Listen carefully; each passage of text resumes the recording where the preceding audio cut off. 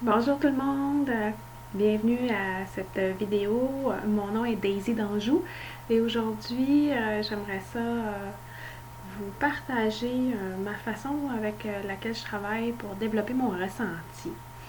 Euh, Qu'est-ce que c'est le ressenti? Je dirais que c'est un peu notre intuition. Parfois on va rencontrer quelqu'un et on va avoir une impression de cette personne-là la première fois qu'on va la rencontrer. Ben, c'est ça notre ressenti, c'est notre intuition qui nous parle. Parfois, notre ressenti est bon, parfois notre ressenti est pas bon. Puis j'ai appris avec les années à décoder et à comprendre pourquoi. Parfois, notre corps nous envoie des signaux qui sont contradictoires avec notre, notre tête. Donc, une des meilleures façons pour se pratiquer pour développer notre ressenti, ben, la base, ce serait de commencer par faire de la méditation. Ça paraît simple dit comme ça, mais faire de la méditation, ça ne demande pas une heure de méditation sans bouger dans une pièce calme.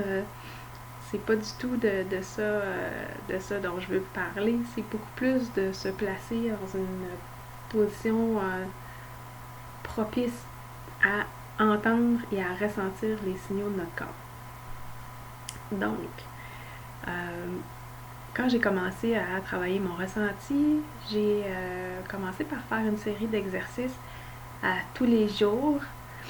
J'ai commencé par me placer dans une position où est-ce que j'étais à l'écoute.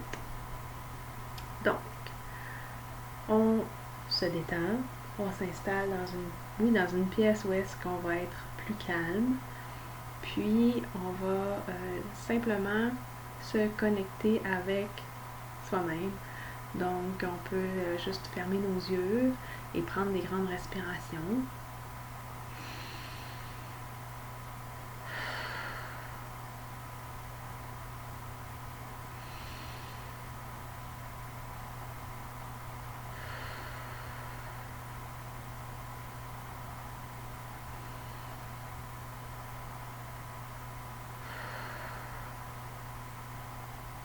Déjà on peut sentir que notre corps s'est relaxé. On peut aussi mettre une main sur notre cœur puis une main sur notre ventre.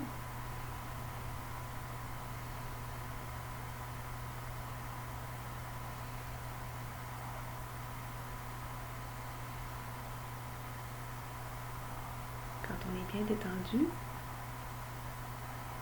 on peut maintenant s'exercer à tester notre ressenti. Pour faire ça, on va choisir des questions simples qui se répondent par oui, par non.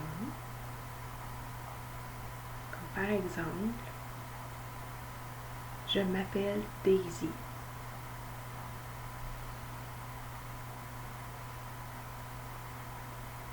Je m'appelle Daisy. Et ressentez dans votre corps qu'est-ce qui se passe. Ça peut être un picotement, ça peut être des frissons, ça peut être... Moi, par exemple, j'ai ressenti une chaleur au niveau du chakra du cœur.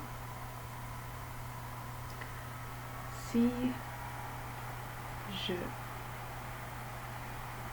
fais, par exemple, volontairement, je provoque une question qui va se répondre par moi. Par exemple, je m'appelle Normand. Je m'appelle Normand. Je m'appelle Normand. Qu'est-ce que je ressens? J'ai ressenti une lourdeur au niveau de l'estomac. Pour vous, ça peut être un poing dans le dos, ça peut être un pincement Votre ressenti va se manifester à sa manière pour chaque personne. On peut continuer comme ça avec plein de questions. En fait, des questions affirmation. Comme par exemple, j'habite au Québec. J'habite au Québec.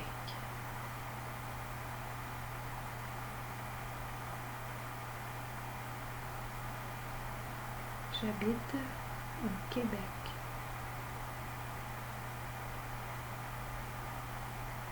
J'ai encore ressenti une chaleur au niveau du chakra du cœur. Je vous laisse quelques secondes pour essayer de nommer la ville où est-ce que vous habitez.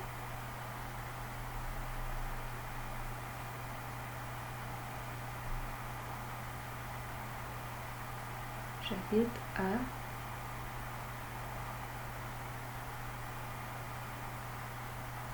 J'habite à...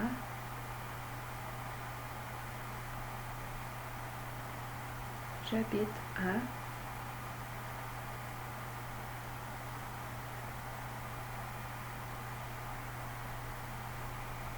Vous pouvez aussi demander « Je suis une femme. Je suis un homme. J'ai les yeux bleus.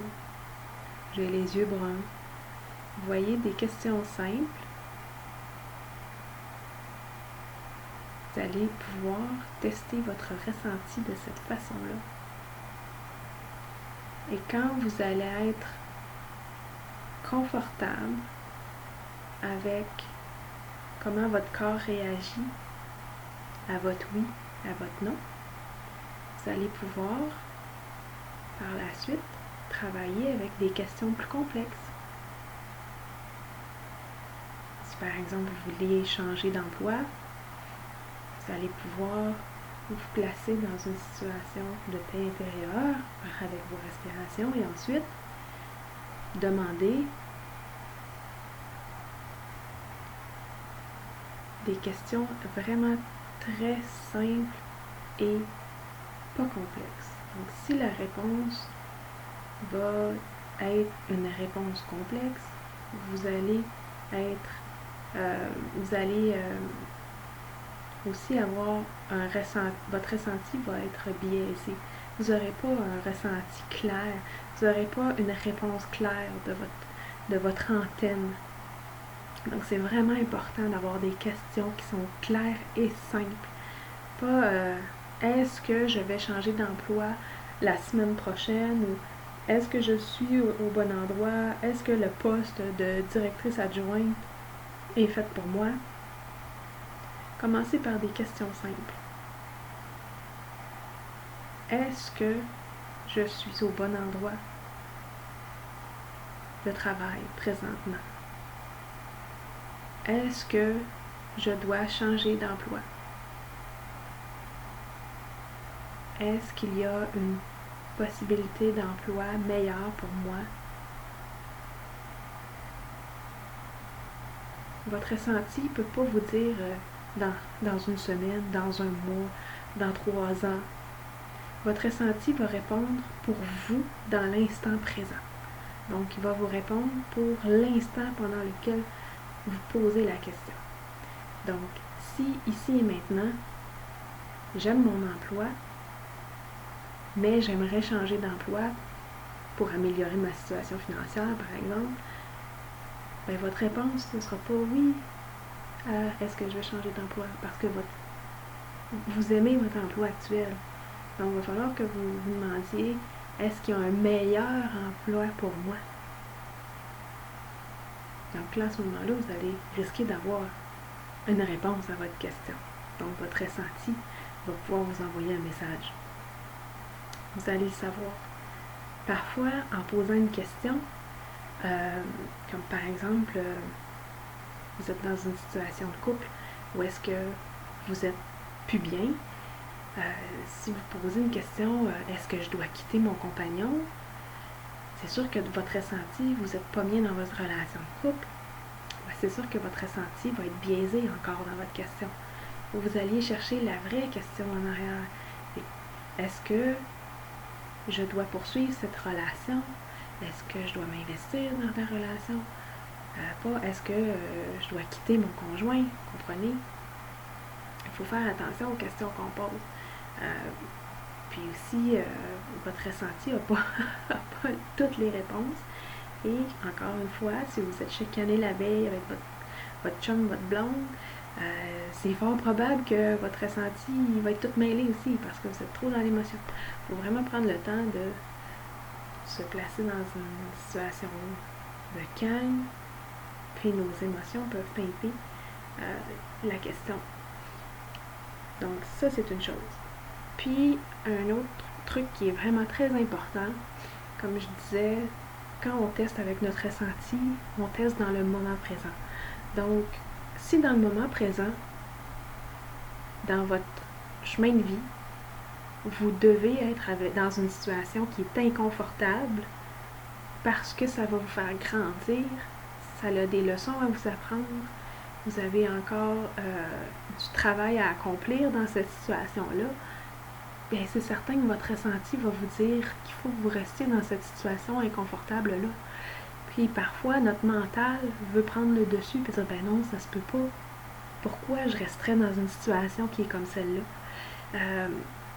Comme je viens de le dire, c'est des apprentissages qu'on a à faire. Et à ce moment-là, on est tenté d'aller chercher une réponse ailleurs. Puis c'est dans ces moments-là où est-ce qu'on perd confiance en notre capacité d'écoute de son propre ressenti. J'ai vécu plein de situations comme ça où est-ce que mon ressenti me disait une chose, puis je me disais mais ça n'a pas de sens, ça veut dire mon ressenti, j'avais l'impression qu'il était à l'envers, qu'il m'envoyait les mauvais messages.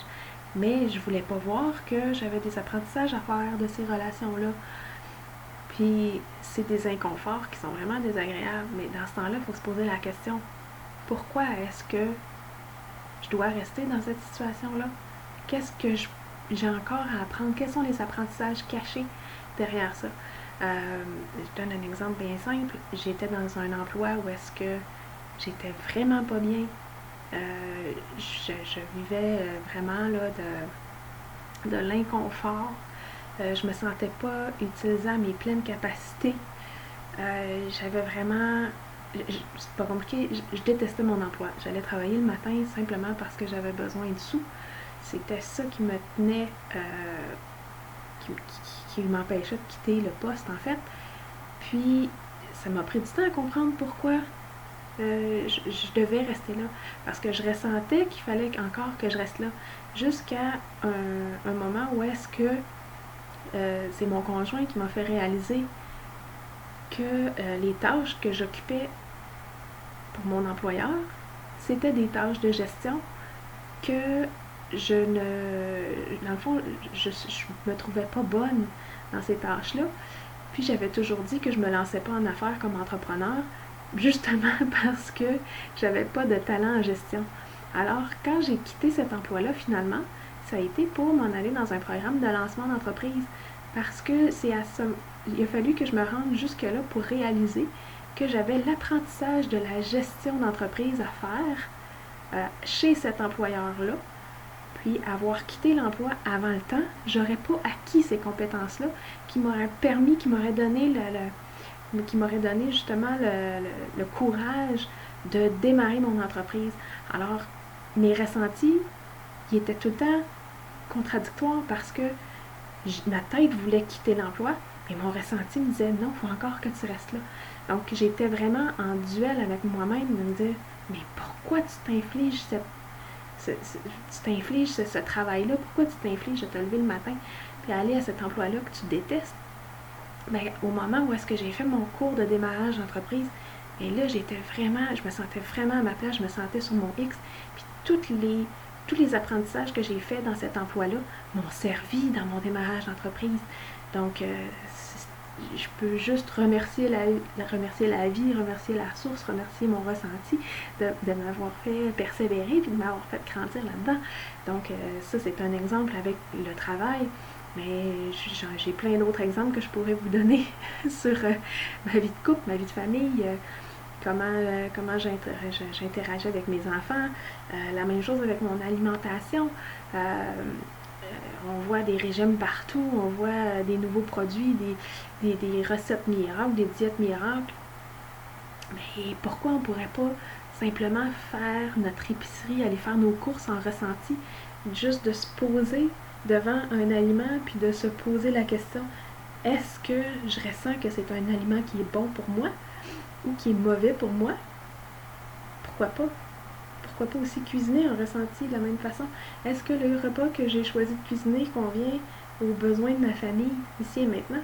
Vous pourriez être surpris de voir que même des sucreries, des cochonneries, des croustilles, ça peut parfois être aligné avec soi puis être la bonne chose qu'on a besoin, parce que parfois on a aussi besoin de réconfort et malheureusement dans notre société on a beaucoup associé le plaisir et les gourmandises, et c'est quand même étonnant de pouvoir voir qu'un sac de croustilles, oui, ça peut être la chose qu'on a besoin en ressenti. Puis autant on peut arriver avec un aliment, par exemple choisir un grand verre de lait, puis que notre ressenti dise ah non, puis finalement qu'on se rende compte quelques mois plus tard qu'on est intolérant au lactose, puis que ce verre de lait là, même si c'est un aliment qui est considéré bon pour la santé, mais pour nous c'est un poison. Alors ça aussi je pourrais en reparler plus longtemps dans une prochaine vidéo là, de l'alimentation, puis aussi faire à manger en ressenti, c'est vraiment trippant. Donc en terminant, j'avais envie de piger des cartes pour vous, ce que j'ai fait juste avant de faire la vidéo. Donc j'ai pigé une carte dans mon petit jeu de cartes, les messages de la lumière, donc un jeu de cartes de méditation de Joyce Huntington, et les cartes qui sont sorties sont magnifiques. La première qui est Letting Go, laisser aller, oui, laisser les choses aller, c'est lourd de sens, hein? Donc apprendre à laisser aller les choses qu'on n'a pas de contrôle.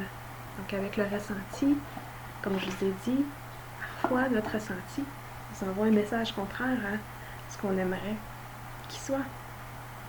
Mais il faut apprendre à lâcher prise, à laisser aller, puis à ne pas chercher à forcer des choses.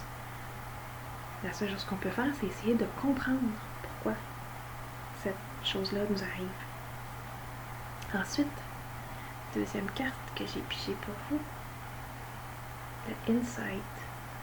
Insight, ce que ça signifie, c'est la solution miracle. Il n'y en a pas de solution miracle. Tout vient à point, à qui c'est attendre. On aimerait donc ça, avoir une baguette magique. Et dire, ok, ben le problème que je vis en ce moment, ben, j'aimerais avoir la solution toute faite. Mais ça, il n'y en a pas. Puis quand le moment arrive, ben, parfois, quand on arrête de se poser des questions, la réponse, elle vient toute seule, comme par magie.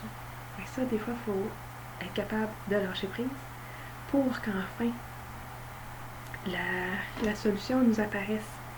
Puis, la dernière carte que j'ai pigée pour vous, ici, la carte Surrender. Puis, le carnet est en anglais, je vais vous traduire ce qu'elle dit. Que parfois, le long de notre chemin, le chemin qui est tracé pour nous, le chemin est tellement ardu qu'on tombe sur les genoux, qu'on en tombe par terre, que c'est trop pour nous, puis on croit que le monde est contre nous. Mais en fait, parfois, le chemin nous met des obstacles, oui, mais parfois, c'est nous-mêmes qui nous battons contre le chemin. Parfois, c'est nous-mêmes qui nous mettons des blocages parce qu'on veut absolument pas aller dans cette voie-là, alors que c'est dans cette voie-là où est-ce qu'on va le plus grandir. Ça fait assez de sens avec le sujet que je vous ai parlé aujourd'hui. Donc, merci d'avoir été là tout le monde. Je vous embrasse. Puis j'espère que la vie est douce quand même dans votre chez vous. Au revoir.